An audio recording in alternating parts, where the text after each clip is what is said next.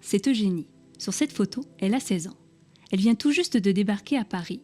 Le quartier de l'Opéra, les palais bancaires, ça la change de sa petite ville de Picardie. Elle commence comme auxiliaire au service des coupons-titres, un service 100% féminin, vestiaire et salle de repos compris. Son travail minutieux est récompensé et au bout de 3 ans, elle est nommée titulaire. Nous sommes en 1900. Côté vie privée, ça bouge pas mal aussi. Eugénie se marie à 20 ans. Elle a beau travailler dans une banque, c'est monsieur qui aura l'accès au compte. Heureusement, elle peut utiliser son livret d'épargne. Puis, elle a un enfant à 23 ans. Là, plus question pour elle de travailler. Elle se met en disponibilité sans solde.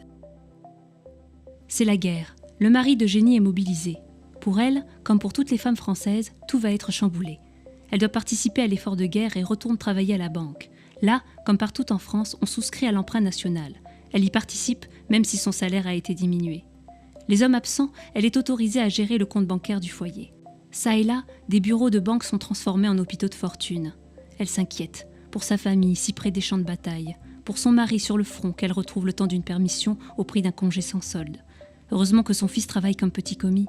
Même sur le front social, ça s'agite. Il y a des grèves dans le pays. Nous sommes en 1917. À quand l'accalmie ? Enfin la victoire ! Paris est drapé de bleu, blanc, rouge. Mais ses murs sont toujours couverts des bouleversantes affiches d'emprunt de la défense nationale. Qu'en penseraient son mari et son frère, toujours sur le front ? Après la guerre et une nouvelle vague de grève, la vie reprend son cours. Les femmes sont invitées à regagner leur foyer. Pour l'émancipation, l'égalité salariale, la mixité et le droit de vote, il faudra attendre. Eugénie, quant à elle, profite de nouvelles lois et se forme au métier de dactylographe. Elle se sent privilégiée. Elle peut changer de service alors que ses amis doivent quitter leur poste. Eugénie s'accroche et s'adapte, y compris aux nouvelles machines de bureau. Eugénie, médaille d'or du mérite. Sur son tout nouveau siège flambeau, dans un environnement toujours trop bruyant, Eugénie regarde défiler ces années vraiment folles. Pendant que les femmes de l'élite jouent aux garçons, la mixité n'est toujours pas de mise au travail. La pression sociale est toujours forte. D'ailleurs, une de ses amies fait l'objet d'une enquête de moralité. Quant à celles qui prennent part aux grèves, renvoyées. Puis, c'est la crise. Eugénie vient de fêter ses 50 ans et elle s'inquiète pour son poste. Ses collègues féminines sont licenciées. Eugénie, qui doit subvenir aux besoins de sa mère malade, réussit à obtenir le maintien de son emploi. Mais elle doit finalement démissionner 1 an plus tard. Nous sommes en 1935. L'association Les Femmes Nouvelles vient d'être créée. Est-ce un heureux présage ?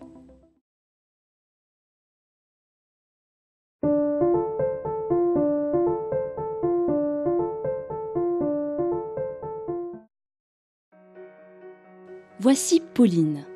Née en 1918, elle est nantaise et diplômée d'un CAP commis de banque. Recommandée par son médecin et avec l'accord de son père, elle commence à travailler dans un centre de traitement administratif comme positionniste. Dans un monde d'hommes, c'est une période pleine d'effervescence et d'espoir pour les femmes. Toutefois, dans son établissement, la mixité n'est pas encore de mise. En 1937, elle profite des nouveaux droits accordés aux salariés et part en vacances grâce aux congés payés. Elle y rencontre André, qui travaille aussi dans la banque. Il deviendra son mari quelques mois plus tard. Mais l'insouciance laisse place à l'instabilité. La Seconde Guerre mondiale éclate. André est mobilisé, puis fait prisonnier. Sa meilleure amie Gilberte, comme beaucoup de Français, prend la route de l'exode. Travail, famille, patrie. Avec la guerre et les lois de Vichy, c'est une période difficile pour les femmes, qui voient leur autonomie remise en cause. Les entreprises sont incitées à se séparer du personnel féminin. Pauline choisit d'être mise en congé sans solde. Elle n'est pas indemnisée. Heureusement, sa banque l'aide, notamment pour qu'elle puisse envoyer des colis à son mari, prisonnier en Allemagne. Puis, le vent finit par tourner. En 1944, elle peut réintégrer sa banque. La France est libérée. Son mari revient à Nantes. Les femmes ont de nouveaux droits. Pauline vote pour la première fois en 1945. La vie reprend son cours. Si les conditions de travail sont strictes, Pauline peut profiter du comité d'établissement, notamment à la naissance de la petite Colette, en plein baby-boom. Ah, les 30 glorieuses! Les conditions de vie s'améliorent. Pauline décide de s'orienter pour devenir opératrice de saisie. Elle suit une formation interne et change de service. Grâce à son comité d'entreprise, elle profite d'activités culturelles et artistiques, tandis que sa fille s'amuse en colonie de vacances. En 1954, elle devient propriétaire de sa maison. Pour l'équiper, elle obtient un crédit à la consommation. Le Salon des arts ménagers lui donne d'ailleurs des idées d'aménagement. À la même période, l'organisation des banques évolue. Le service comptabilité devient de plus en plus important. Pauline le rejoint en 1955. Les femmes travaillent encore très souvent séparées des hommes, à des postes de mécanographe ou standardiste. Mais quelques-unes parviennent à faire carrière, comme sa chef de bureau, Henriette. Peut-être parce qu'elle est célibataire et sans enfant ? Dans son agence, Pauline voit de plus en plus de publicités destinées aux femmes. Et en 1965, une petite révolution s'opère. Les femmes peuvent enfin ouvrir un compte bancaire en leur nom sans l'autorisation de leur mari. En 1967, à presque 50 ans, Pauline est nommée responsable d'un bureau périodique. Elle savoure le petit vent de contestation féministe qu'il y a dans l'air. Des employés bravent les interdits et viennent travailler en mini-jupe. Scandale! Puis, c'est mai 68. Les grèves et manifestations secouent le pays. Le mouvement de libération des femmes fédère le combat pour l'égalité des sexes et certaines de ses collègues se mobilisent pour plus d'égalité. Les banques recrutent à tour de bras. Le nombre d'employées féminines égale celui des hommes, mais on est encore loin de la parité dans les responsabilités.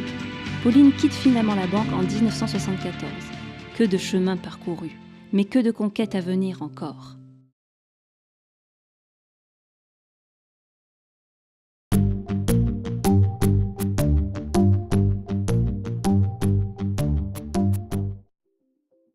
Cette jeune femme, c'est Annie. Enfant du baby-boom, elle est née en 1955 près d'Aix-en-Provence où elle vit et suit sa scolarité. Elle doit prématurément cesser ses études pour travailler. À l'époque, les banques recrutent massivement des jeunes pour répondre à une clientèle de plus en plus nombreuse.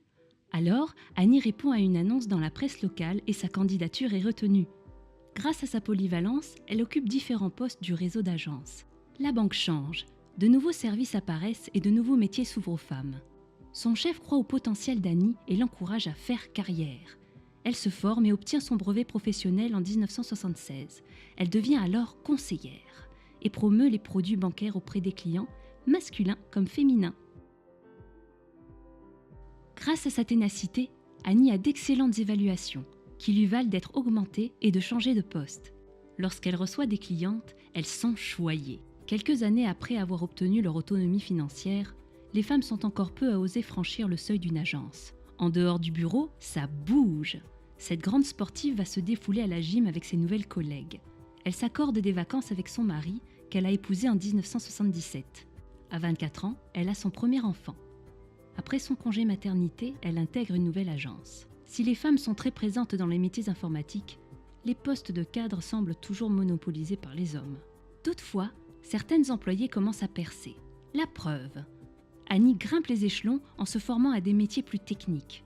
En 1982, elle devient chargée d'affaires et se voit confier un portefeuille de petites et moyennes entreprises.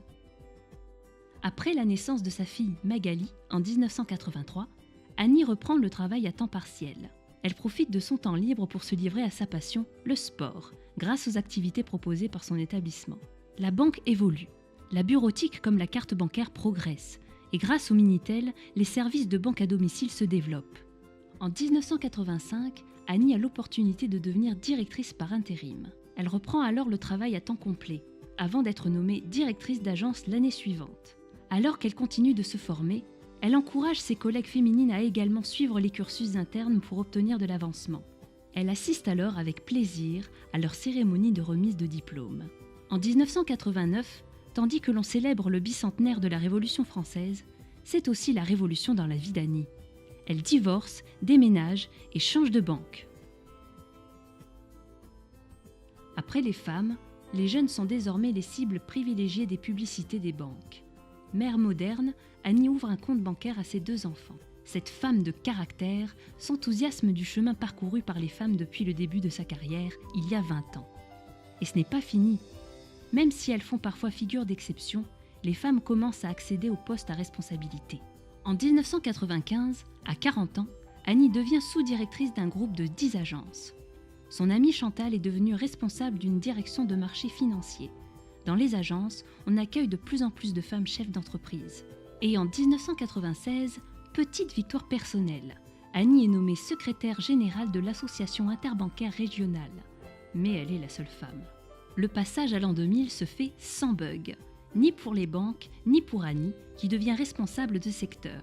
Elle termine sa carrière en 2013, comme directrice du développement de différents pôles d'activité dans une banque régionale. Que de chemin parcouru pour elle! Ces femmes ont ouvert la voie pour les générations à venir.